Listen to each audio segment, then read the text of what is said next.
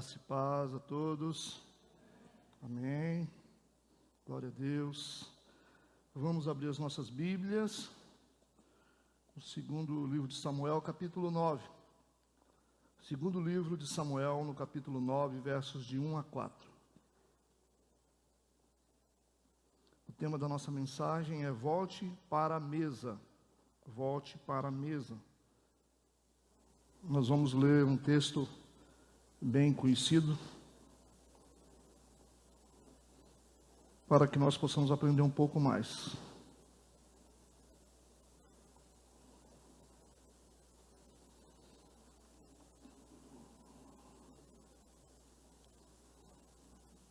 Amém? Glória a Deus. Assim diz a palavra de Deus. E disse Davi: há ainda alguém que tenha ficado da casa de Saul, para que lhe faça benevolência por amor de Jonathan? E havia um servo na casa de Saul, cujo nome era Ziba, e o chamaram à presença de Davi. Disse-lhe o rei: és tu Ziba? E ele disse: servo teu. E disse o rei: não há ainda alguém da casa de Saul para que eu use com ele da benevolência de Deus? Então disse Ziba ao rei: ainda há um filho de Jonatas, aleijado de ambos os pés. Disse-lhe o rei: onde estás? E disse Ziba ao rei: eis que está em casa de Maquir, filho de Amiel, em Lodebar. Amém. Feche seus olhos, vamos falar com Deus. Senhor, obrigado, porque nós estamos mais uma vez aqui na Tua presença. Obrigado por essa oportunidade de poder servi-lo, de poder louvá-lo. Em nome de Jesus, nós cremos que o Teu Espírito já está nos guiando desde o início desse culto. Eu peço ao Senhor que o Senhor tome os corações, com graça e com misericórdia, para que essa palavra não fique apenas na letra, mas que seja realmente uma semente para aqueles que realmente precisam. Em nome de Jesus, nós queremos entregar tudo nas Tuas mãos, certos da nossa vitória. Amém e amém. Pode sentar no seu lugar.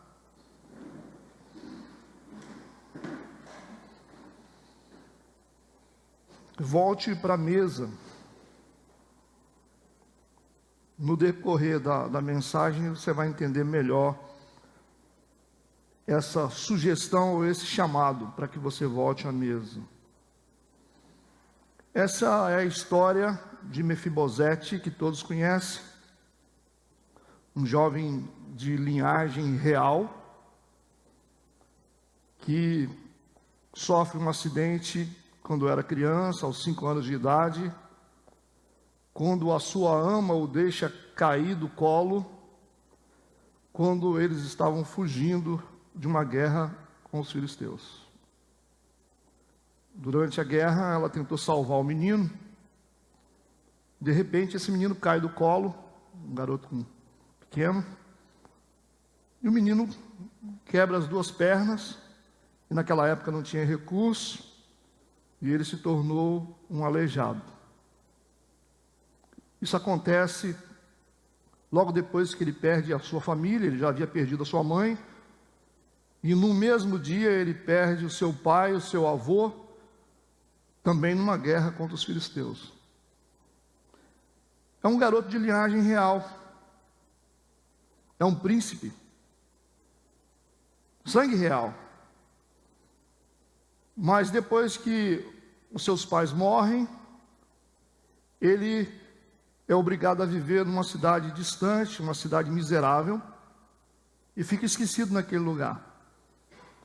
Mesmo sendo de linhagem real, mesmo sendo um príncipe, ele vai viver como um mendigo, como um miserável, esquecido numa cidade. E aí, quando a gente olha para essa história, uma história de um príncipe, alguém que tinha um futuro promissor, um herdeiro de um trono, legalmente. De repente o cara está vivendo esquecido numa cidade como mendigo, aleijado dos pés. Está totalmente o contrário, né? A vida dele está contrária. Os planos de Deus para ele eram outros. Mas de repente, esse menino se vê numa situação totalmente oposta daquilo que Deus queria, daquilo que foi preparado na vida dele. Vamos agora pensar sobre nós como filhos de Deus, porque essa é a analogia do texto. Essa é a figura do texto.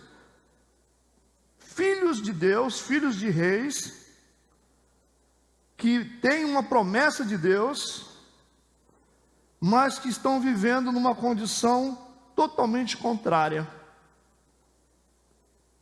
Percebe isso? Talvez muitos de vocês se sentem assim. Vocês têm uma promessa de Deus, vocês são filhos de Deus por direito, porque nós somos feitos filhos de Deus por Cristo Jesus. Essa é a nossa filiação, nós somos filhos de Deus. Quando nós aceitamos Jesus como nosso Salvador, nós somos feitos filhos de Deus. Se somos filhos de Deus, se somos filhos do Rei, por que nós estamos vivendo nessa condição? Por que a gente vive numa condição totalmente diferente dos planos de Deus? Você vem na igreja, você tem a sua identidade, né, como um cristão ou filho de Deus, mas você vive totalmente diferente. Você não consegue comer na mesa de Deus. Você não come na mesa de Deus. Talvez você comeu um dia. Talvez você teve uma vida legal, talvez você já foi feliz. Mas de repente alguma coisa aconteceu com você que você está perdido. Você ficou um miserável na vida, espiritualmente também. E talvez essa é a condição de muita gente. E olha que nós conhecemos muita gente nessa condição que poderia estar comendo hoje na mesa de Deus, comendo o melhor de Deus, vivendo o melhor de Deus, mas estão vivendo uma vida deplorável, uma vida de dor, de sofrimento, de humilhação, de injustiça. É o caso do Mefibosete, sangue real, de linhagem real, por direito, mas está vivendo como um mendigo numa cidade miserável. Essa é a condição dele. Vamos falar sobre condição. Pensa hoje qual é a sua condição. Será que a condição que você está vivendo hoje é uma condição que Deus escolheu para você? Vamos pensar cada um de nós hoje. Será que você realmente tem vivido as promessas de Deus para a sua vida? Ou você aprendeu a se contentar com uma vida miserável, fracassada, derrotada, uma vida de injustiça, de perdas, de dor, de exploração, de manipulação? Será que você não está vivendo isso? E aí, de vez em quando, você é consolado por alguém que diz assim: porque você não tem fé suficiente, né? Quando você tiver fé, aí você vai chegar lá. Quero te dizer que não são esses os planos de Deus para a sua vida. Se você está vivendo numa condição totalmente ruim, não são esses os planos de Deus para a sua vida. Deus quer que você volte para a mesa. Eu quero motivar vocês nisso. Talvez você vai dizer assim: pastor, mas eu tenho uma vida até mais ou menos. Mas Deus tem muito mais para você. Os filhos de Deus, os filhos de um rei, Deus tem muito mais para você. Não tenha um pensamento tão minúsculo a respeito de Deus. Não tenha um conceito tão pequeno a respeito de Deus. Deus tem muito mais para você. Talvez você vai dizer: eu já sofri tanto na minha vida que eu estou até acostumado. Não se acostume. Não se acostume com isso. Você é muito maior do que você pensa. Você não conhece a sua identidade, você não sabe quem você é. Essa precisa ser uma manhã de descoberta, gente. Nós não sabemos quem nós somos. Quando a gente não sabe, né, quem a gente acaba ficando naquela condição mesmo, porque é assim a vida, né? A gente só apanha, a gente só perde, a gente só sofre, crente só sofre, né? Tem essa conversa dentro da igreja, né? Essa é a cantiga dos desconsolados. Tem alguém sempre nos consolando, né? Lambendo as nossas feridas. Desculpe a expressão forte. De vez em quando a gente arranja alguém para fazer isso. Para bater nas nossas costas e dizer assim: é assim mesmo, sabe? Porque aqui nessa terra é só perseguição. Aqui nessa terra é só perder, é só sofrer. Mas não foi isso que Jesus disse. Ele disse: eu vim para que vocês tenham vida e vida em abundância. Para isso que eu vim, ele disse. Foi para isso que Jesus foi crucificado. Ele pagou um preço pela nossa liberdade. Ele pagou o preço pela nossa alegria. Ele pagou a nossa conta. Ele tomou sobre si tudo. Cravou na cruz do Calvário para que tenhamos vida. Ele está nos transportando, gente, para um lugar melhor. Essa é a obra de expiação de Jesus. Ele nos arrancou do lamaçal. Só que a gente não sabe, né? A gente não acredita, nós somos enganados, sabe? Nós nos acostumamos com um conceito minúsculo de cristianismo. A gente pensa que a gente tem que ficar debaixo do sapato de todo mundo para viver uma vida miserável, só de dor. E a gente tem que se contentar com isso. Mas não é isso que a Bíblia diz. Lógico que a vida não é fácil. Lógico que nós sofremos perseguições. Sim. Mas nós temos a plenitude de Deus para nós. Deus nos guarda, Deus nos livra, Deus nos abençoa, Ele nos salva, porque Deus é bom. Já que nós falamos sobre condição, eu queria falar sobre alguns fatores que criaram a condição de Mefibosete. Embora hajam vários fatores que criam condições para as pessoas. Talvez você vive numa condição horrível, ruim, em vários setores da sua vida. E você começa a pensar: por que eu estou nessa condição? Por que eu vivo assim? Por que eu não sou feliz? Por que as coisas para mim não dão certo? Por que tudo fica fechado? Por que é assim? Então nós estamos buscando uma explicação para isso. O que cria a nossa condição? O que pode criar a condição que eu vivo? E como é que a gente muda a condição? O primeiro fator importante que aparece aqui nesse texto é o nome de Mefibosete. Você já ouviu sobre isso? Mas eu quero afundar um pouquinho mais a estaca.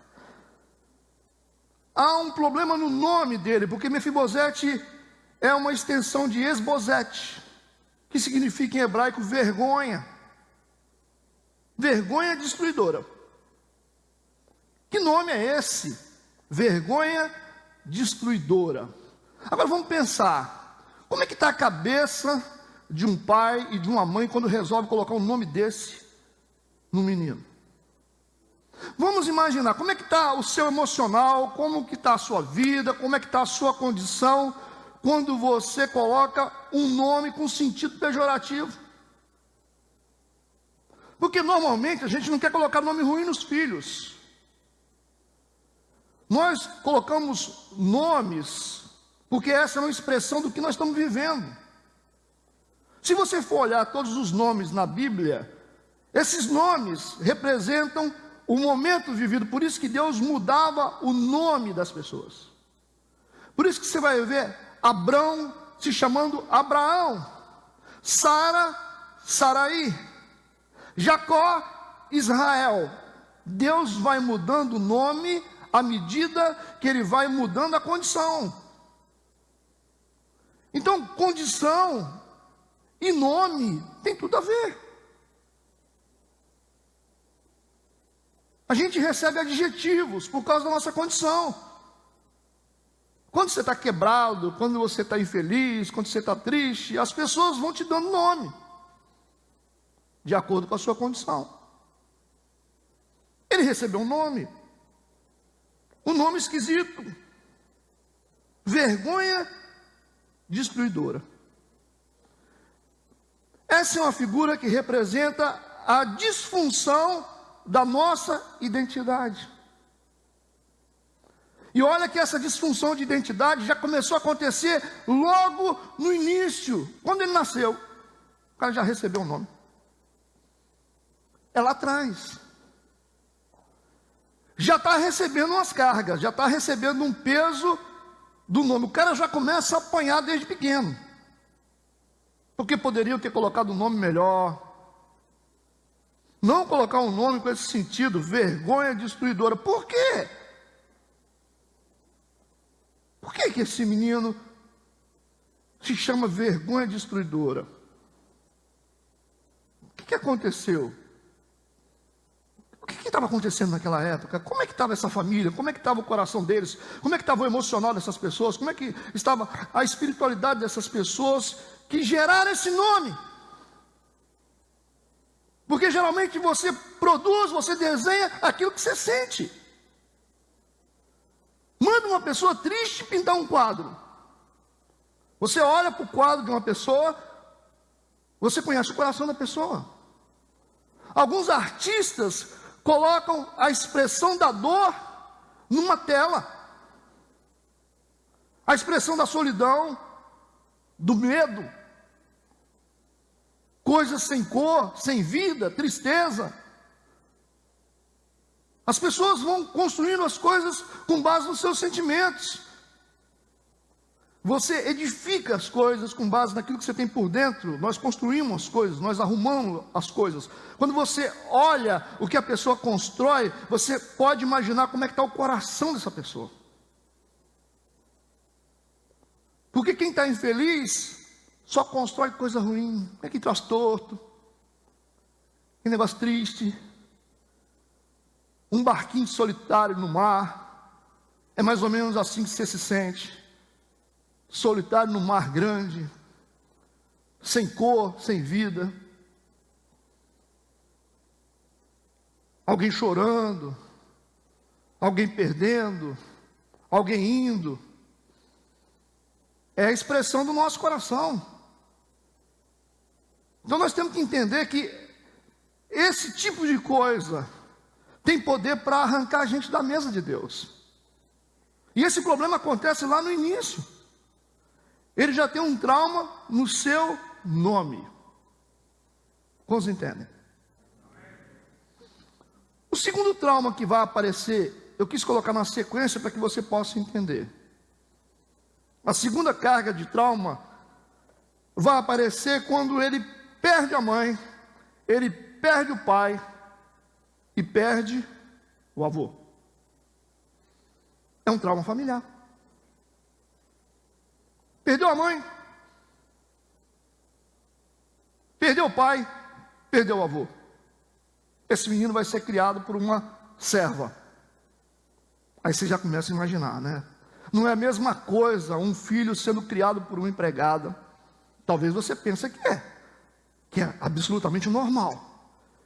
Mas existem coisas que só a mãe e o pai podem comunicar. O tio não comunica, a avó não comunica, você bota lá na casa da vovó, porque você está cansado dos seus filhos. Aí você fala: mamãe, cuida para mim. Aí você respira: Só que existem coisas que só uma mãe pode comunicar. Existem coisas que só um pai pode comunicar. E talvez esses meninos são criados por empregados, porque você precisa ganhar muito dinheiro. Aí você fala, eu preciso ganhar muito dinheiro. Se você for fazer uma conta depois, no futuro, você vai perceber que é melhor ganhar menos e estar presente, acompanhando os processos da formação dos filhos, do que ganhar um monte de dinheiro e depois olhar para eles e dizer assim, o que eu fiz? Onde foi que eu errei? Ele tem um trauma familiar, gente. Perdeu os pais. O texto fala que os pais morreram. Mas existem várias maneiras de perder os pais. Existem várias maneiras de perder os pais, mesmo eles estando vivos. E vou dizer para vocês, a morte física dos pais é menos pior do que a morte deles em vida, quando eles te ignoram, quando eles são omissos, quando eles não te assistem. É muito mais traumático quando um pai ou uma mãe são omissos, quando o pai e a mãe são violentos. É muito pior do que você ver o seu pai e sua mãe dentro de um caixão. É menos traumático. Porque você viver a sua vida e você ter que ver seu pai e sua mãe depois de um tempo num caixão, isso faz parte da vida. É um processo natural da nossa vida. Deus nos prepara para isso. Mas nós não estamos preparados para as omissões dos nossos pais, por descaso dos nossos pais. Muitos pais não querem saber dos filhos. Aqui os pais morreram fisicamente, mas muitos pais estão morrendo em vida.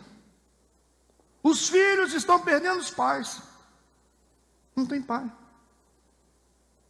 Como é que é o nome do seu pai? Está na sua certidão? Ah, pastor, não está, não sei nem quem é. Não sabe quem é. Não sei, pastor. Tem muita gente assim. Tem muita gente que tem o pai, mas é como se não tivesse. De tão omisso que é, de tão irresponsável que é, de tão violento que é, de tanta vergonha que ele faz nos filhos. Muitos de vocês perderam os pais de vocês, mesmo eles estando em vida. Porque quando você olha para o seu pai ou para a sua mãe, quando eles vivem de maneira errada, é como se eles morressem para você. Vocês estão entendendo o que eu estou falando? Isso é traumático.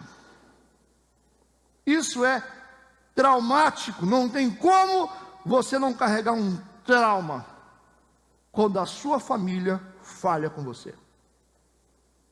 Nós precisamos entender que a nossa responsabilidade como pais, eu falo das mulheres e dos homens, ela é muito grande, e nós vamos ter que prestar conta disso para Deus, porque nós somos chamados a cuidar daquilo que pertence ao Senhor. É a nossa obrigação cuidar dos nossos filhos, custe o que custar, porque Deus nos confiou eles. Eles não te pertencem, por isso que o peso é muito maior. Eles pertencem ao Senhor. E você precisa preparar uma base sólida para o desenvolvimento deles. Uma base de respeito, uma base de honra, uma base de ensino, uma base de correção, uma base de amor. Porque se eles gastarem a energia deles tentando construir aquilo que você deveria construir, eles não terão futuro. Eu aprendi isso desde cedo, que eu precisava preparar uma base sólida para os meus filhos, para que eles não precisassem lidar com traumas, para que não precisassem lidar com medo, com insegurança e com falta. Quando eles atingissem a idade deles, eles poderiam alcançar as promessas de Deus para a vida deles. Nós precisamos entender essas coisas. Vocês estão entendendo o que eu estou falando? Existem várias maneiras de perder os pais. Em terceiro lugar, nós vemos o terceiro trauma, que é um trauma físico. Aos 5 anos de idade, ele sofre uma queda do colo da sua ama. O garoto está sendo carregado e de repente ela vai fugir na intenção de protegê-lo. Ela sabia que ele era um príncipe. E ela vai fugir dos inimigos. Quando ela vai correr com toda a boa intenção, o menino cai do colo. E esse menino quebra as 2 pernas.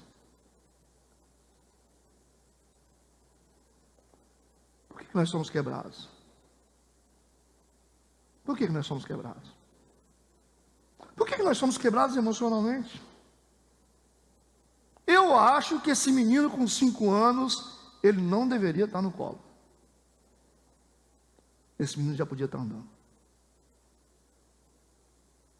O menino que está sendo carregado no colo aos 5 anos de idade, há uma falha no seu processo de desenvolvimento. Existem muitos pais que estão carregando filhos marmanjos no colo. Eles vão se quebrar. Eles vão se quebrar. Emancipa essas crianças, porque elas já sabem andar. Aí você protege, você fala, não, ninguém pode falar isso, vai na escola, aí a professora quer corrigir, no meu menino ninguém mexe. Ninguém mexe no meu menino aqui, que eu quebro essa escola toda, processo todo mundo, eu quero ver. Mas ele quebrou a escola. Ele bateu no rosto do coleguinha. Esse menino não respeita ninguém. Você continua carregando esse menino no colo? Está com 5 anos. Na igreja também não pode. Não pode porque, ai da professora da escolinha, se falar alto com o meu menino ou com a minha menina. Não volto nunca mais nessa igreja. Você está carregando um marmanjo no colo. Porque a igreja está tentando fazer o que você não faz. Está tentando educar e estabelecer limites que você não dá. Tem a hombridade de reconhecer que você falhou e que alguém tem que fazer por você, ou o pastor, ou quem está liderando a classe. O limite que você não deu para ele, é meu bebezinho, bochechinha, bonitinho, 6 anos de idade, né? Aí completa 10, a minha bonequinha, 15 anos de idade, ai, a minha fofinha, ninguém, não pode, ai, tem 20 anos de idade, ai, meu bebezinho, não pode falar, olha, cuidado, é o bebezinho em casa. Aí a mulher está do lado assim, aí a mãe dele protege ele e fala assim, não fala alto com o meu bebezinho. Aí o bebezinho começa a errar, começa a trair, aí os pais ficam apoiando, porque não são adeptos da verdade. O cara pinta e borda, faz o que quer e a família fica apoiando o bebezinho que ainda está sendo carregado no colo. É por isso que eles se quebram. É por isso que eles caem. Quando você resolve carregar gente que já tem tamanho, já tem peso, você não vai dar conta. Como estão entendendo o que eu estou falando? O trauma físico aqui representa essa vulnerabilidade em sermos quebrados. Nossos filhos são facilmente quebrados pelos outros. Não tem força. Eles não sabem lidar com a vida. Daqui a pouco chega em casa com depressão. Por que você está com depressão? É porque eu perdi a namorada. Depressão porque perdeu a namorada. O que não falta é namorada, gente. Você pode encher assim os dedos, de tanto que tem. Eu não quero mais viver, porque acabou meu namoro. É gente despreparada. Eu não quero viver, porque tomaram meu lugar. porque eu não ganhei aquela calça, porque eu não ganhei o videogame, porque papai não fez isso, eu não comprei a bicicleta. Quebra fácil.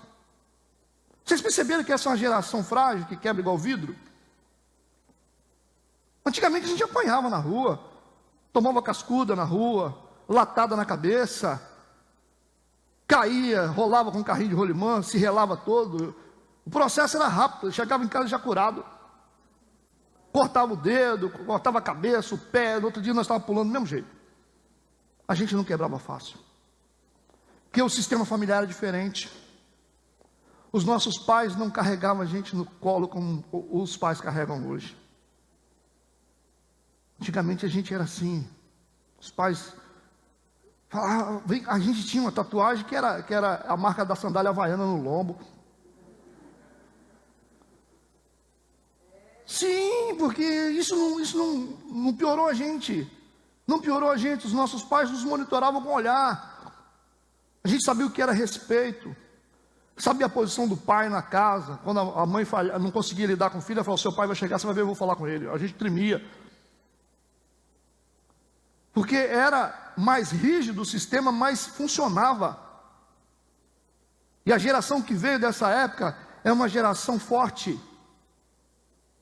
E a geração que está sendo gerada agora, esses meninos, essas crianças novas que estão sendo geradas, eles quebram igual vidro. Quando a internet não está funcionando, eles ficam... A internet não funciona, está lento esse Wi-Fi aqui. Inferno, mãe. Eu vou quebrar esse celular aqui, eu não quero nem comer, porque eu não consegui conectar aqui. Não estou online. Aí, eles entram em crise se você não der o celular certo, se não fizer as vontades deles. Eles não querem estudar e quando eles tomam um pau lá na escola, eles botam a culpa em todo mundo, chegam em casa triste, não sei o quê. Antigamente você ficava reprovado, a mamãe falava, se vira! Tira a nota baixa, você vai ver se você chegar aqui em casa. Nós aprendemos, a nossa geração foi uma geração que passou aperto.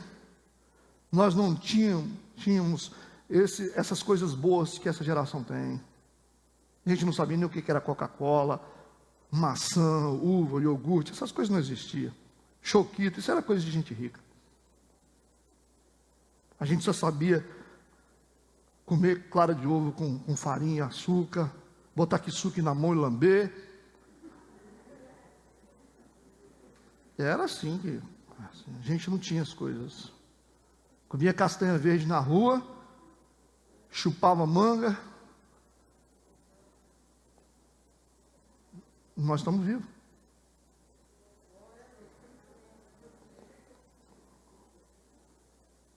Essa é uma geração de gente que se quebra fácil. Isso é traumático, isso é... Muitas pessoas não estão comendo na mesa de Deus por isso. Elas se quebram muito fácil. O quarto trauma aqui é o trauma social, é lógico, né? Você começa com um trauma na sua identidade, depois você passa com um trauma familiar, depois você se torna uma pessoa vulnerável, qualquer pessoa te quebra, qualquer palavra te quebra. E aqui tem um trauma social, porque ele vai morar em Lodebar. É um lugar de esquecimento, né? É um lugar onde não tem pasto. Essa é uma crise de lugares errados. Você fica no lugar onde você não devia estar. Já viu aquela coisa de gente que não devia estar naquele lugar e está lá? Esse menino não devia estar em Lodebar, gente. Esse não é lugar para ele. E muitos de nós somos assim, a gente fica só nos lugares errados, onde a gente não podia estar, a gente está. Misturado com gente que não presta, sentado em lugares que a gente não pode estar. Existe uma crise de lugares errados hoje terrível.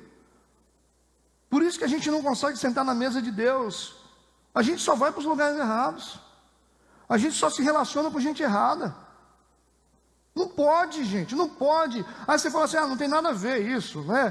Claro, tem tudo a ver. A geografia espiritual é muito importante na vida de uma pessoa que quer sentar na mesa de Deus. que quer comer da mesa de Deus. Você não pode estar em qualquer lugar. Não adianta achar que você vai ser uma pessoa antissocial. Você não pode estar em qualquer lugar. Existem lugares que você é mais produtivo. Existem alguns lugares que você não flui, que você não funciona. Você precisa entender essa questão. Porque dependendo do lugar onde você estiver, você se torna estéril. Esse cara está lá em Lodebar, um lugar longe, devia estar em Jerusalém, comendo na mesa do rei. E aí nós precisamos consertar isso. E uma das primeiras coisas que a gente tem que fazer é começar a ajustar os nossos lugares. Onde é que um filho de Deus, um filho de rei tem que estar? Tem gente que deveria estar na igreja, estão no mundo, estão nas baladas. Quem quer comer na mesa do rei precisa definir o seu lugar. Você não cabe em qualquer lugar mais. Puxa vida. Para de pensar como um mendigo espiritual. Para de ficar misturado com coisas que não prestam, destruindo a sua vida, acabando com você. E não venha me falar sobre comer na mesa de Deus enquanto você não revisar os seus lugares. Lugar bom, ninguém quer saber de ir. Agora, tudo que não presta, a pessoa está envolvida. Não cabe você mais nesses lugares. Amém? Quando você soma esse trauma do nome com um trauma familiar, com esse trauma físico que representa a vulnerabilidade em sermos quebrados o tempo todo, junto com um trauma geográfico, que é um trauma social também, vai formar um trauma mais perigoso, que é o trauma emocional, que é o pior de todos os traumas. É o pior de todos os traumas. É o trauma emocional. Porque esse camarada, ele tem um trauma de baixa autoestima. Tem complexo de inferioridade. 2 Samuel capítulo 9, versículo 8. Ele se considera como um cão morto. É assim que ele se vê. Porque o cara está tão traumatizado com a vida, com tudo, com todos, sabe? Passou por tanta coisa ruim na vida, tomou tanta pancada na vida, que ele tem um trauma emocional, que ele olha para ele se considera um cão morto. Gente, na cultura judaica, a pessoa ser chamada de cão é um dos pejorativos mais terríveis que existe. É como se você jogasse a pessoa no chão. Quando você quisesse chamar uma pessoa da pior coisa do mundo, é só se chamar de cão. Ele se acha assim: eu não passo de um cão morto, eu sou um cão morto. Capítulo 9, versículo 8. Baixa autoestima, complexo de inferioridade. Se tem uma coisa que atrapalha a gente, atrapalha o nosso crescimento, atrapalha a nossa vida, a nossa frutificação, atrapalha esse processo de poder sentar na mesa de Deus e comer na mesa de Deus, olha, é a autoestima. Porque tudo que acontece com a gente vai redundar nisso. A gente se sente a pior pessoa do mundo. Quando você tem a autoestima baixa, você tem inveja dos outros. A alegria das pessoas, ela te incomoda. A pessoa começa a ter as coisas e você fala assim: deve ter roubado. Você fica furioso, às vezes você fica assim: ai, que raiva. Ai, por que você está com raiva? Ai, a mulher comprou outro vestido. Existem essas coisas. A pessoa está nervosa, está triste, está angustiada, simplesmente porque o sucesso alheio incomoda. Isso é doença, gente. Isso é traumático. Quando o sucesso incomoda. Agora, quando o sucesso do outro te alegra, porque você está curado. Toda pessoa curada, ela bate palmas, fala assim: glória a Deus pela sua vida, irmão. Você conquistou isso aí, você conseguiu isso. Isso é coisa de gente curada. gente que celebra as suas vitórias, gente que fica feliz por aquilo que você conquistou. Agora os invejosos, eles começam a falar, no mínimo está fazendo uma coisa errada, no mínimo está devendo os outros, e por isso que tem essas coisas, vai criando.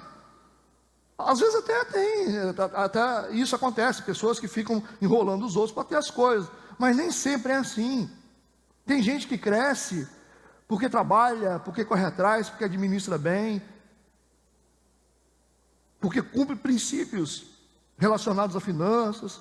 Gente que cresce, não tem jeito. Agora, se toda vez que você vê uma pessoa feliz, você fica definhando e morrendo, é porque você está doente. Revisa a sua vida. Começa a pensar sobre isso. Quando o sucesso alheio te incomoda. Vamos mapear a nossa vida. Quando você fica assim, que raiva. Eu comprei outro carro. Quando você fica assim, você está doente por dentro. Você precisa de um psiquiatra, de um psicólogo ou de um pastor para te ajudar. Mas você tem que querer. Não adianta as pessoas que estão querendo te ajudar, vão fazer tudo para te ajudar, mas você tem que querer, porque você está doente. Temos aqui um diagnóstico já. Quando o sucesso te incomoda. Ele está se considerando um cão morto, baixa autoestima. O cara não se gosta, não se ama, tem uma imagem negativa a respeito de si mesmo. Isso é terrível, sabe por quê? Porque quando você se enxerga assim, olha, as pessoas vão te enxergar do mesmo jeito ou pior. Não tem como você melhorar a sua vida emocional sem você resolver esse problema de autoestima. Você tem que resolver. Gente, a maioria das coisas estão relacionadas a isso. Tem gente que quer posição porque tem a autoestima baixa. As pessoas assumem cargos, não porque quer fazer alguma coisa para Deus, porque elas têm autoestima baixa, elas precisam aparecer. Esses excessos de aparecer, de dizer, eu estou aqui, hein? Eu estou baixa autoestima. Gente que gosta de mostrar o que tem, demais, essas coisas, autoestima. E a baixa autoestima, ela também é um gatilho para a pessoa começar a comprar desenfreadamente. Ela quer comprar, quer gastar, daqui a pouco ela vai na loja, agora eu estou me sentindo bem. Aí ela vai para casa e se arrepende, gastei aquela grana de novo. Mas a princípio é como se fosse uma droga para acalmar, sabe? Aquela visão negativa de si mesmo. Eu vou comprar aquela roupa, compra, faz dívida, entra no cheque especial, aí entra no cartão de crédito, pega dinheiro emprestado. E gente com baixa autoestima, que tem essa compulsividade para comprar desenfreadamente, quando acabam os recursos, ela vai começar a roubar. A primeira coisa que a pessoa faz é se afundar nas possibilidades que ela tem. Ela vai para o cheque especial, ela vai para o cartão de crédito, ela pega o dinheiro da mãe, pega o dinheiro do pai. Quando não tem mais recurso, ela vai começar a fazer falcatrua para alimentar aquela doença dela. Problema sério, cara. Mas de onde veio isso, pastor? Veio lá de trás, né? Não é um negócio que você estala o dedo assim e vai resolvendo. Você tem que tratar, você tem que procurar saber o que aconteceu. Onde nasceu esse negócio? Ou seja, é um trauma, é um conjunto de coisas. É um problema, é uma raiz ou é um conjunto de raízes que estão uma agarrada na outra, que tem que ser eliminada cada uma delas.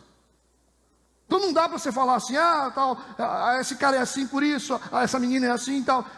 Isso explica as disfunções que a gente tem hoje. Não sabe administrar, não sabe lidar com a família, não sabe lidar com o ministério, sabe? É um conjunto de doideiras. Porque nós somos uma geração que nós quebramos fácil. E aí a gente não funciona em nada. Aí você vem para o ministério, você dá problema. Você vira pastor, você tem problema. Você vira empresário, você tem problema. Você casa, você tem problema. Então é uma série de desdobramentos que acontecem quando a pessoa ela tem traumas que acontecem lá no passado. E os excessos, até de espiritualidade. Tem gente que tem tanto excesso de espiritualidade que vira religiosidade. Você nunca viu gente santo demais? O cara é tão santo assim que ninguém presta para ele. Esse é um problema da autoestima. Excessos. Não, que tudo é pecado. Que ninguém presta, tal. só eu que sou santo, tem que ser assim, tem que ser assim. Você pode dar uma olhada. Nós temos um problema de autoestima aí. Quando você começa a cobrar dos outros aquilo que nem você pode ser e pode fazer. Além da hipocrisia que é. Vocês estão entendendo o que eu estou falando?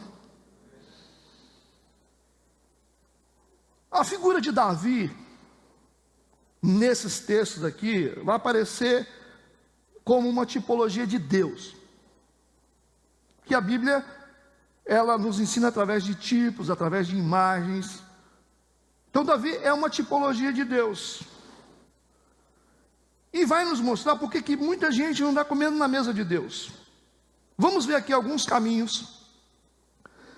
Não é para a gente chegar aqui, apertar um botão e falar assim, a gente vai resolver tudo, não. Isso vai nos ajudar, vai ser um caminho para a gente poder tratar dos nossos traumas e voltar a comer na mesa de Deus. Algumas coisas básicas, tá, que a gente precisa revisar a partir desse texto, você precisa entender, que vai te ajudar muito para que você possa vencer essas coisas que aconteceram no seu passado e para que você possa comer na mesa de Deus. Agora vamos ler 2 Samuel capítulo 9, versículo 1. Eu estou na última sessão, tá? 2 Samuel capítulo 9, versículo 1. Diz assim: E disse Davi: Há ainda alguém que tenha ficado da casa de Saul para que lhe faça benevolência por amor de Jonatas? Olha que interessante. Ele está procurando alguém para que ele possa fazer benevolência. Ele está procurando alguém que ele possa abençoar. Por quê? Porque Davi é um homem segundo o coração de Deus. Essa é uma analogia perfeita de Deus. Deus procura alguém que ele possa abençoar. Deus procura alguém que quer ser abençoado, alguém que quer ser transformado, alguém que quer ser mudado. Deus procura. Vamos para o versículo 3, ainda do mesmo capítulo 9. Ele vai usar o mesmo argumento. E disse o rei: Não há ainda alguém da casa de Saul para que eu use com ele de benevolência de Deus? Então disse Ziba ao rei: Ainda há um filho de Jonatas aleijado de ambos os pés. Veja bem, há uma figura aqui de um Deus que quer abençoar e que procura alguém que queira ser abençoado. Ele tenta identificar alguém que quer mudar de vida. Ele está dizendo assim, eu preciso abençoar as pessoas. Existe alguém que precisa da minha bênção? Existe alguém que precisa mudar de vida? Existe alguém? E ele vasculha, porque ele faz a primeira pergunta no versículo 1, depois no versículo 3, ele arranja alguém que responde para ele. Ele está tentando identificar. Por isso que é uma analogia de Deus. Deus, ele é tão bom, Deus é tão gracioso, que essa graça dele flui de maneira intensa, procurando alguém que ele possa salvar, alguém que ele possa restaurar, alguém que ele possa curar. Vocês entendem o que eu estou falando? Só que o versículo 3 mostra o Davi tentando achar esse rapaz, achar alguém que ele possa abençoar com a benevolência de Deus. E o cara vai responder para ele, o Ziba: Existe sim. Há um filho de Jonatas aleijado de ambos os pés. Esse é o nome dele. Olha como que o Ziba está nominando esse rapaz. Ele não chamou o cara pelo nome, chamou ele de aleijado dos pés. Perceberam como que as nossas deficiências, elas vão criando as nossas imagens? Percebeu que nós identificamos as pessoas pelo tipo de deficiência, pelo tipo de defeito que a pessoa tem, ou pelo tipo de acerto. E é interessante a gente ver Deus tentando abençoar, e o texto mostra um jovem aleijado de ambos os pés. Mostra um Deus gracioso à procura de um jovem que está aleijado. Por que não procura alguém que está são? Por que Deus não procura alguém perfeito? Porque não tem. Porque não tem. Mas pastor, não tem? Não tem. Porque o texto está mostrando que o jovem é aleijado de ambos os pés. Esse aleijão aqui, essa deficiência, não amedronta Deus, compreende? A dinâmica de Deus é essa, de abençoar pessoas que querem ser abençoadas, é abençoar pessoas que precisam ser abençoadas, porque Deus é a solução para problemas. Deus, Ele enche vazios, e isso está totalmente compatível com Deus. Eu sou limitado, eu tenho os meus defeitos, eu tenho as minhas lutas, mas existe um Deus que quer me abençoar, ok? O seu defeito, o seu aleijão, eu vou chamar de aleijão os problemas que a gente tem, não intimidam a Deus. O primeiro passo que você tem que tomar é esse. Você vai falar assim: não, eu preciso curar esse negócio. Gente, tem coisa na vida da gente que não vai ser consertada. É, pastor? Existem coisas que são consertáveis, outras não. Por que não? Porque isso nos revela como seres humanos. Nós somos humanos, por isso que a gente sempre vai carregar algum tipo de deficiência. Algumas deficiências, elas são traumáticas, essas Deus vai curar. Mas algumas deficiências não são. Tem gente que tem defeito, mas isso não viola Deus, isso não muda quem Deus é em relação a nós. Então não tenta ser perfeito, porque você não vai conseguir. Porque senão você vai ficar assim: ah, não, eu preciso ser perfeito, eu tenho que ter. Não adianta. Você tem que buscar Deus para você melhorar. Você não tem que melhorar para buscar Deus. Tem gente que está pensando assim: não, eu não vou porque eu tenho que melhorar nessa área. Não, você tem que ir a Deus como você está. Amém? Marcos capítulo 2, versículo 17. Vamos ler dois textos aqui para ajudar a gente a entender melhor. Nós estamos quase no final. Marcos capítulo 2, versículo 17. E Jesus, tendo ouvido isso, disse-lhes: os sãos não necessitam de médico, mas sim os que estão doentes.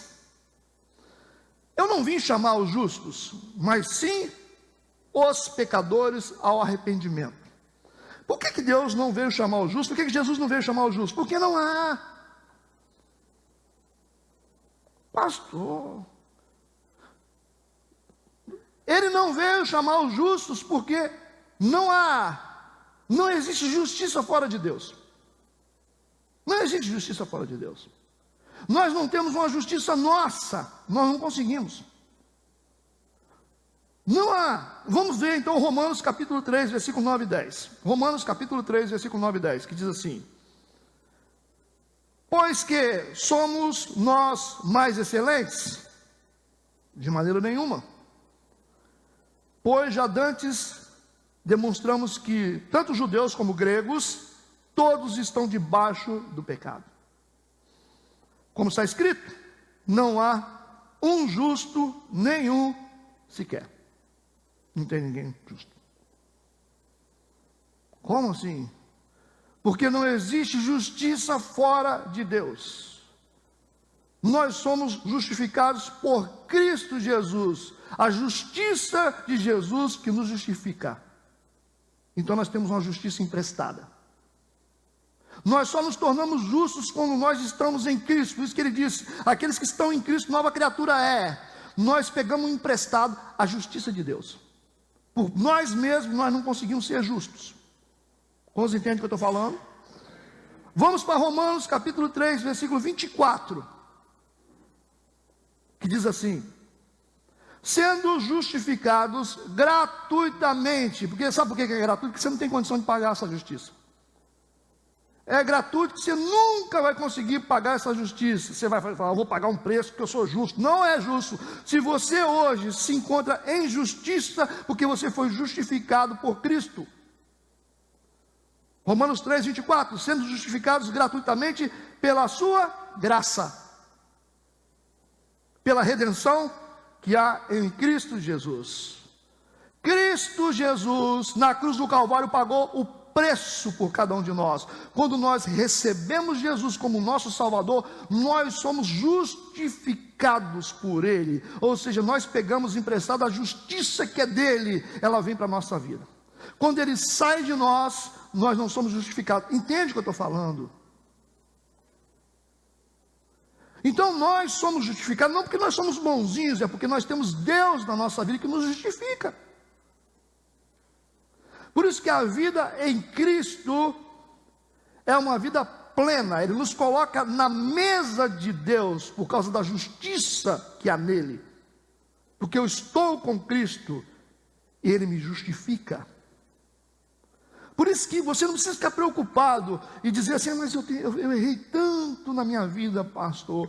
Mas se você receber Jesus como seu Salvador, você será justificado. Você vai ser lavado e remido pelo sangue de Cristo Jesus. E o que você fez no seu passado não terá poder para bloquear o seu presente nem o seu futuro. É isso que você precisa entender. Aí você fala, não, porque o senhor não sabe o que aconteceu. Tem tanta coisa que aconteceu na vida de tanta gente. Todo mundo aqui se enroscou com alguma coisa. A única diferença é que tem os religiosos que não conseguem enxergar isso. Mas o cristão de verdade, ele sabe que ele é salvo pela graça de Deus. E que não há nenhum justo sequer. Não há nenhum justo sequer. Toda a vida está contida em Cristo Jesus. Não há existência fora de Cristo. Nele nós somos. Sem Ele nós não existimos. Tem como resolver, pastor, a minha vida? Tem, se você estiver em Cristo. Mas como que eu vou fazer? Ele vai te mostrar. Ele vai levantar pessoas para te ajudar. Ele vai te dar discernimento do que fazer. Ele vai te ensinar os caminhos. Não tem uma listinha para seguir, não. A sabedoria está nele. Se eu estou nele, Ele me mostra o caminho. O seu único trabalho é estar em Cristo. Qual é o meu trabalho, pastor? Tem que fazer um curso disso? Não, o seu único trabalho é estar em Cristo. É a única coisa que você precisa fazer na sua vida, é vir do jeito que você está, com todas as suas cargas, os seus traumas, os seus problemas, e esteja em Cristo, porque só Deus pode mergulhar no nosso profundo, e pode entender as nossas feridas emocionais. Só Ele consegue discernir, só Ele consegue enxergar os buracos que fizeram na gente. O homem, quando tenta ajudar a gente, chega num ponto e não passa mais. Só pelo discernimento do Espírito Santo, porque existem lugares que só Deus acessa dentro de nós. O crente não precisa ser um especialista, ele precisa ser um servo. Você não precisa ser doutor em teologia, você precisa ser servo. Porque o servo, ele vai se tornar filho a partir de Cristo Jesus, e quando ele é filho, ele tem direito a toda a herança de Deus. E você senta na mesa. É só você viver a sua vida com Deus. É só você aprender isso, que as outras coisas Ele vai resolver na sua vida. O que acontece muitas vezes é que as pessoas apresentam fórmulas para a gente desvincular do compromisso com Deus. Essa é uma das maiores mentiras de Satanás. Quando alguém te apresenta uma fórmula de vida dentro de igreja, sem você estar conectado em Cristo. Por isso tem um monte de gente descomprometida com Deus. Elas vêm para as igrejas buscando alguma coisa, não, você vai receber a sua bênção, não sei o quê, mas não cria nenhum vínculo, não cria compromisso com Cristo. Não tem como você ser restaurado sem estar vinculado a Jesus Cristo. Tem gente que nem conhece Jesus. Você pergunta a pessoa, quantos anos você está na igreja? Eu visito aquela igreja, tem tantos anos. Você sabe quem é Jesus Cristo? Você sabe o que significa o sacrifício de cruz? Você sabe o que é justificação? Eu não sei nada disso. Pois é, quem mentoreou essas pessoas não ensinou sobre a pessoa de Jesus. E não existe libertação sem Cristo na vida da pessoa. Amém? No versículo 4 e 5 do capítulo 9, disse-lhe o rei, onde está esse jovem? E o Ziba disse ao rei, eis que está na casa de Maqui. Estava na casa de um cara emprestado lá, né? De favor. Nem era a casa dele. Filho de Amiel em Lodebar. Então o rei mandou buscá-lo. E o tomou da casa de Maqui, filho de Amiel de Lodebar. Lodebar estava distante de Jerusalém aproximadamente 48 quilômetros. Num tempo onde não tinha carro, você já imagina o que significa 48 quilômetros.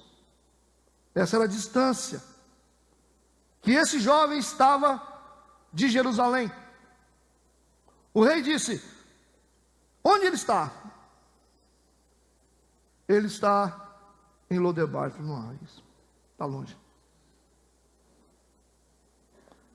Gente, isso aqui nos impede de comer na mesa do rei. Essa distância que a gente tem de Deus.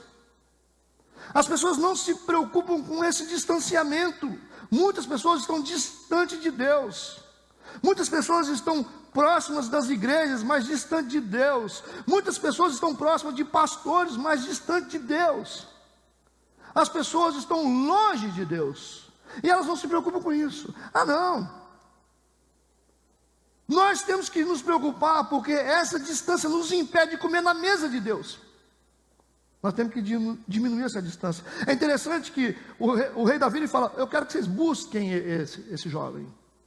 Ele mandou pessoas buscarem o jovem. Essas pessoas trouxeram o jovem, porque ele não podia andar. Então isso é importante na obra de evangelização da igreja, quando nós, como evangelistas, nós diminuímos essa distância entre as pessoas e Deus.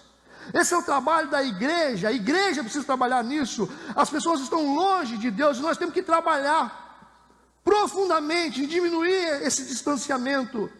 Nós temos que aproximar essas pessoas de Deus. Esses caras foram lá buscar o rapaz, porque tem gente que não consegue já chegar a Deus por causa das suas debilidades. Então você tem que evangelizar, você tem que orar pelas pessoas, você tem que interceder pelas pessoas. A igreja tem que trabalhar assim. O seu amigo lá que você conhece, o cara está lá afastado, coitado, cheio de trauma, sofrendo, perdendo tudo, morrendo. Você vai lá e fala de Jesus para ele, e fala assim: eu vou te levar, eu vou diminuir essa distância, eu vou te ajudar. Eu estou orando por você, estamos intercedendo por você. Nós precisamos dessa ajuda também, porque as pessoas estão distantes. E ele vem, ele responde, ele vem. Porque tem gente que não vem, né? Então quando a gente começa a dar essa resposta ao que Deus quer fazer por nós, vai acontecer uma coisa interessante. A gente vai começar a restaurar a nossa identidade. 2 Samuel capítulo 9, versículo 6. Escute. E Mefibosete, filho de Jonatas, filho de Saul, veio a Davi e se prostrou com o rosto por terra, inclinou-se, e o Davi disse: ele não vai chamar de aleijado, não, porque antes o nome dele era aleijado dos pés. Davi vai chamar ele Mefibosete. Ele disse: está aqui teu servo. Antes Ziba conhecia ele como um aleijado, e agora ele está próximo do rei. Ele está diante do rei. Ele vai começar a restaurar a identidade dele como filho, como um homem de linhagem real. Percebe o que eu estou falando? As pessoas vão chegando e elas vão começar a descobrir quem elas são em Deus. Elas vão dizer assim: poxa, eu não sabia que Deus me amava tanto. Eu não sabia que Deus tinha um plano para mim. Eu achei que eu ia morrer desse jeito que eu estou. Eu achei que eu nasci para ser depressivo. As pessoas vão tendo essas descobertas, sabe? Elas descobrem um tesouro. Às vezes as pessoas chegam na igreja, elas têm um contato com Deus, que elas começam a falar: poxa, que legal, não sabia que Deus me aceitava como eu sou. Percebe como que essa mudança vai acontecendo? Deus não procura cobrar os nossos erros. Ele não está cobrando erros da gente. Esse não é o trabalho de Deus. Mas Ele está tentando consertar. Ele está tentando consertar os estragos que esses erros nos fizeram. Ele vai consertar esses machucados que o mundo fez com a gente. Compreende? Essas coisas ruins que está dentro da gente. Esses sentimentos ruins que nós carregamos. Deus não está preocupado se o que você fez: pastor, eu estou assim porque eu fiz. Não. Deus quer te ajudar. Deus quer te curar. Deus quer cuidar de você como um pai cuida de um filho. Ele não está com pessoas porque apanhou do pai. O cara só quer bater, porque é o pai. Cara, você já foi traumatizado pelo seu pai. Seu pai já te bateu demais da conta. Aí você vai ficar apanhando também na igreja agora? Compreende o que eu estou falando? As pessoas estão descontando nas outras aquilo que elas receberam, que a gente tem que fazer o contrário. Você tem que dar para as pessoas justamente aquilo que não te deram. Você pode dar amor, compreensão, perdão para as pessoas. Esse é o ciclo da espiritualidade saudável. Não ficar chorando, mago, eu não tive nada. Eu quero é Deus na minha vida. Eu vou conquistar as coisas que eu tenho que conquistar. Por Deus, eu não tive herança de nada. Ninguém fez plataforma boa para mim, não. E a única plataforma que você precisa é Deus na sua vida, amém? E eu termino aqui, eu termino. 2 Samuel capítulo 9, versículo 13. Por último, morava, pois, Mefibosete em Jerusalém. Agora está morando em Jerusalém, o cara. Porquanto ele sempre comia à mesa do rei. Sempre, gente, ele vai comer pelo resto da vida na mesa do rei. E o texto termina dizendo que ele era coxo de ambos os pés. Ele continua com um defeito. Então, a perfeição é algo que você nunca vai conseguir. Nunca. Você tem que melhorar sempre na sua vida. Agora, perfeito você nunca vai ser. Ele curou os outros traumas. Mas ele ainda continua com a marca. A Bíblia está dizendo que ele era coxo de ambos os pés. Ele continua com um problema. Mas ele come na mesa do rei. Isso significa que a graça faz isso com a gente. Ela nos coloca na mesa de Deus, mesmo não sendo perfeitos. Isso não quer dizer que você tem que fazer coisa errada. Eu quero dizer que existem coisas na nossa vida, existem coisas que não vão mudar. Não adianta você falar assim, eu queria que fosse assim. Não, eu pensava assim também, que eu ia conseguir mudar tudo, mas não muda. Tem coisa que a gente vai ter que conviver, tem alguns espinhos que a gente vai ter que carregar na nossa vida, tem algumas coisas que a gente vai ter que carregar. É bom, sabe por quê? Porque isso coloca a gente na condição de depender de Deus. Eu acho que a gente sempre tem que carregar uma marca, mesmo que seja pequena, do nosso passado. A gente sempre tem que carregar uma cicatriz. Por isso que as feridas, elas são interessantes, porque elas fecham, mas deixam a cicatriz. E quando você olha para essa cicatriz, você fala, na época doeu, viu? Doeu demais. Mas hoje não dói, hoje você olha para a sua cicatriz e ri. Isso é um sinal de que você foi curado. Então você tem que olhar para o passado e falar, sabe de uma coisa? Sofri demais, mas estou aí, estou fazendo o que é certo. Muitos de vocês apanharam muito da vida, mas isso não impede de vocês serem o que vocês precisam ser na presença de Deus. E tem coisa que não dá para consertar tudo, não adianta. Não precisa ficar desesperado, se culpando e falando, mas eu queria. Não, tem coisa que não tem jeito. A gente vai continuar levando pela graça. A gente vai continuar levando pela graça. Se eu pudesse mudar muita coisa em mim, eu mudava muita coisa. Eu tentei durante muito tempo da minha vida mudar algumas coisas, mas tem coisas que eu não vou conseguir mudar. Porque algumas coisas me levam a depender de Deus o tempo todo. Então, algumas marcas a gente carrega. Amém? Eu queria que você ficasse um pouquinho de pé. Eu queria fazer uma oração por você. Eu quero aproveitar esse tempo. Eu queria que você fechasse seus olhos. Eu não posso deixar você sair daqui sem fazer uma oração específica. Eu queria convidar vocês que um dia foram quebrados. Eu estou falando sério, tá? Eu não estou falando de gente movida emocionalmente, não. Eu quero convidar pessoas que foram quebradas um dia, de alguma forma. Eu queria fazer uma oração para poder te abençoar, para poder mudar essa situação na sua vida, através da sua fé. Que Deus te dê fé, te dê força e sabedoria, que você pode vencer mesmo tendo alguns limites. Eu quero convidar você para estar aqui na frente.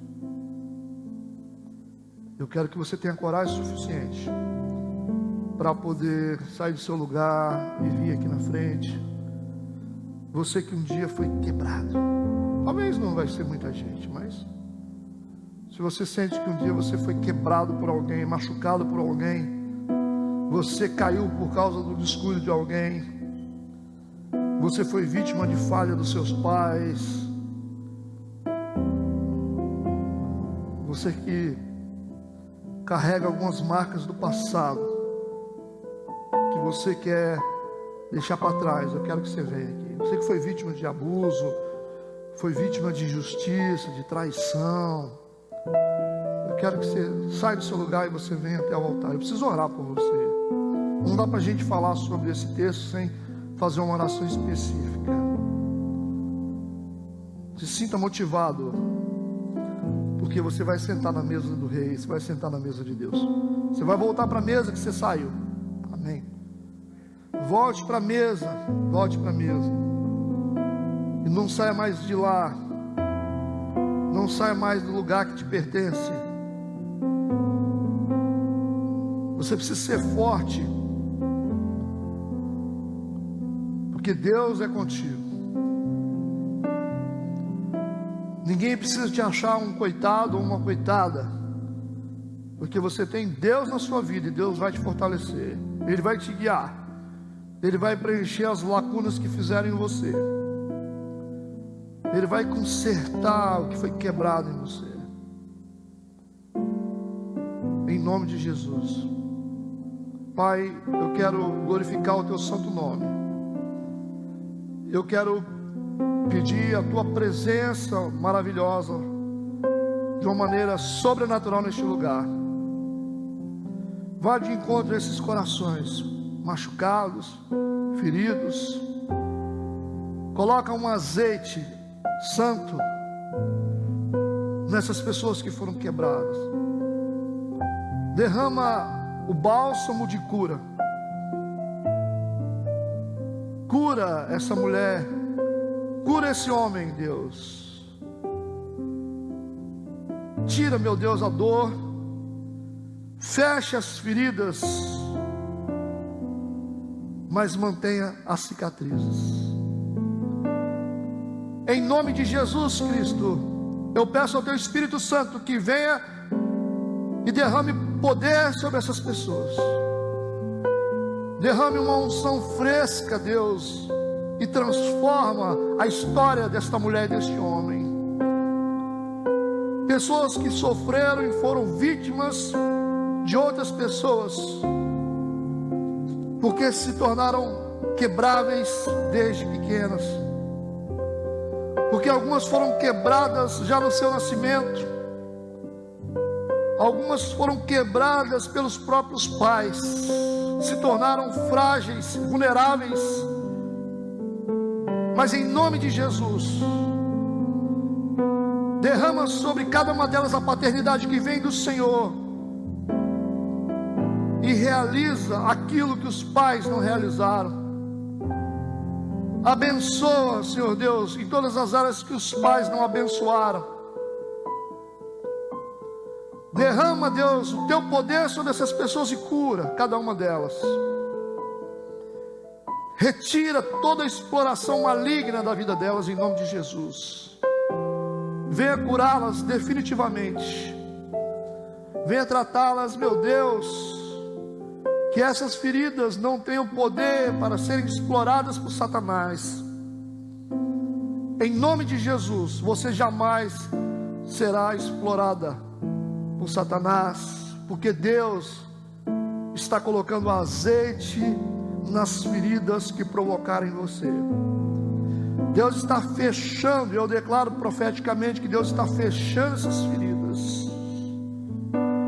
E essas feridas serão apenas cicatrizes que você vai rir quando você vê, porque Deus está mudando o seu coração, Deus está mudando a sua mente em relação ao que fizeram com você. Aquilo que te destruiu vai te dar força para crescer. Aquilo que te tiraram vai te dar força para você ser aquilo que Deus quer que você seja. Porque Deus está suprindo você, Deus está preenchendo você, Deus está curando você, Deus está tratando você, porque Deus é bom. Volte agora à mesa e coma do melhor que Deus tem para você. Eu declaro uma mudança espiritual completa na sua vida. A partir de hoje, que tudo seja transformado. Deus está colocando novas vestes em você. Deus está colocando vestes reais em você. Deus está limpando a sujeira da sua jornada. Deus está lavando você de toda a sujeira de Lodebar. Em nome de Jesus. E para você, Lodebar realmente será o lugar do esquecimento, porque você vai esquecer deste lugar. Porque agora você está em Jerusalém. Você está no lugar onde Deus quer que você esteja, e você vai habitar em Jerusalém, porque este é o lugar que Deus escolheu para você estar, na presença do Rei e comendo da mesa do Rei. É o que eu declaro na sua vida, em nome de Jesus. Eu quero que você receba por fé esta unção, receba por fé esta unção poderosa do Espírito de Deus em você, que a unção despedaça todo o jugo, a unção desfaz o jugo, ela quebra o jugo, as prisões, ela liberta, ela repreende o mal, ela restitui, ela te devolve o que é teu por direito. Você vai viver o melhor de Deus, você vai viver o melhor de Deus, porque eu profetizo na sua vida, em nome de Jesus Cristo, que Jerusalém seja um lugar da tua habitação, que é na presença de Deus. Aleluias, aleluias. Eu quero fazer uma oração por todos agora, para encerrar. Deus, obrigado por esse tempo na tua presença. Obrigado por esse tempo servindo e louvando ao Senhor. Que a palavra do Senhor seja essa semente poderosa para um novo tempo. Abençoe a cada um que está aqui, a cada um que está ouvindo essa mensagem. Que toda obra seja desfeita em nome de Jesus, todo mal caia por terra, e que todos sejam abençoados, para a honra e glória do teu nome. Amém e amém. Que a graça de Deus, a unção poderosa do Espírito Santo e o amor de Cristo Jesus esteja sobre cada um de nós, hoje e para sempre. Amém. Vamos em paz em nome de Jesus.